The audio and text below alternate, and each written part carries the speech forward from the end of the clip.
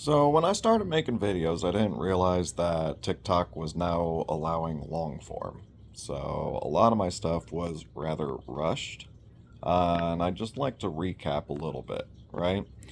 So how are we made in God's image? Well, first and foremost, God is not some bipedal humanoid up in the clouds staring down at you, and yet somehow, some way is still everywhere at all time and all knowing, right? So, what really kind of opened the doors to a lot of my beginning of understanding was first and foremost understanding what we are made out of, right? We are not flesh and bone. We are atoms, right? Just like everything. We're made out of subatomic particles, just like literally everything in all of creation. And in that way, we are made in God's image, just like everything else, which then explains how everything is equal in God's eyes, right? This also explains to me how God would be everywhere at all time, how God would be all knowing. Because to me, what I've come to believe is that God is the consciousness of everything that is the universe, which would include all alternate universes, timelines, dimensions, so on and so forth. Um, I'm trying to do one takes, but being ADHD and a high functioning autistic, my mind moves very rapidly, making a lot of different connections, and it's all just trying to come out at once, right? So, yeah. My journey really began back in like 2012 when I hit rock bottom. My birthday is May 24th. 2 days before my golden birthday, I was disc golfing and I got bit by a tick, right?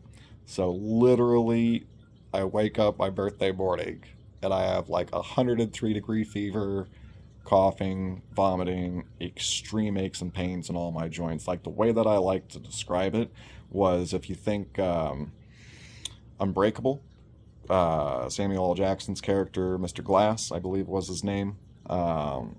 Yeah, every time I went to sit down or move, it literally felt like my joints were shattering.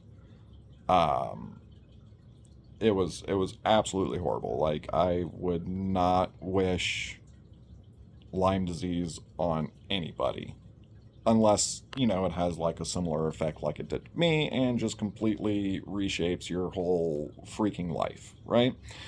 So again, this was rock bottom for me.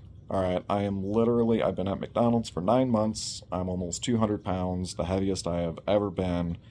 I'm living with my manager from McDonald's, who was in a relationship with his baby mama, who wanted nothing to do with him or their daughter. She had this fantasy of somehow getting with this very famous lead singer that she was just delusionally in love with, and somehow she thought that she was going to land him.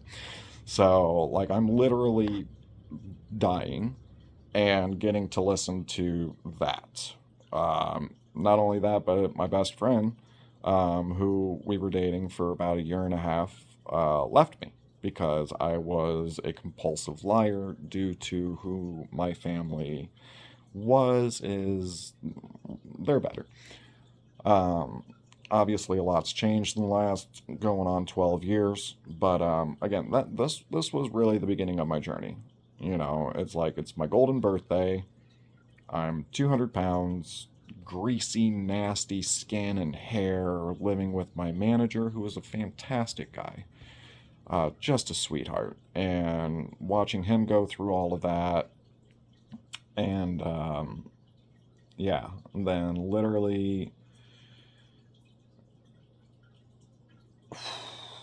man, like I had a temperature of 104 degrees at one point that week. And again, extreme aches and pains in all the joints, so coughing, vomiting. The one that was really sending me to the doctor was my jaw, because it was too much to bear. Like, when you get to the point of literally begging for death because you're in so much pain, yeah, you should probably seek help. Just throwing that out there. I know we as men try and hold it all in and act tough and be tough because that's how we've been raised since the beginning. That's something that needs to change in our society and culture, by the way. Statistics show that men have the highest rates of, so yeah, we really need to appreciate each other better and understand that there is not a single person on this planet who isn't suffering in some way or another. Okay, I don't care if you're a globalist, all right? You're suffering in one way or the other, right? But yeah, again, it was literally hitting rock bottom and almost dying that sent me on this journey.